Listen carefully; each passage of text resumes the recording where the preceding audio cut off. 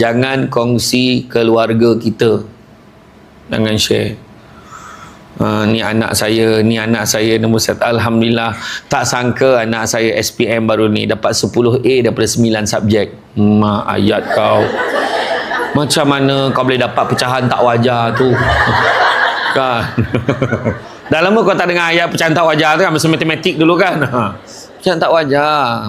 Pun salah print, terprint lebih jadi 10 daripada 9. Bayangkanlah kita share, dan kawan-kawan ni pula yang lain semua lembab je semua. Anak aku lembab-lembab, untunglah kau, anak kau kering semua, anak aku lembab semua. Man.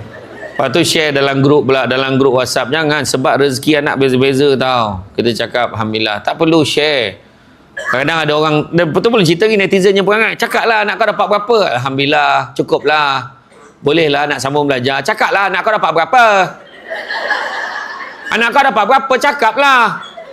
Alhamdulillah, dia dah tahu pasal penyakit ain ni semua, dia tak nak cakap. Alhamdulillah, syukur. Itu semua berkat doakan kawan semua. Iyalah, berapa? Dia pun jawab, Alhamdulillah lah, dapat 9A. Alah, belagak. Lu tadi kau yang tanya. Itulah perangai netizen Malaysia ke tu. Dia yang tanya tadi, kau pun suruh cakap. Akhir dia cakap, belagak pula kau bagi kat dia. Betul tak perangai kan? Belagak lah tu. La ilaha illallah. Kawan tu puas nak merahsiakan. Suami ni telah berjaya naik pangkat. Pun tak nak cerita. Dengan laki kau naik pangkat ni. Lepas ni belagak lah ni. Belagak. Engkau yang bagi lagak tu kat dia.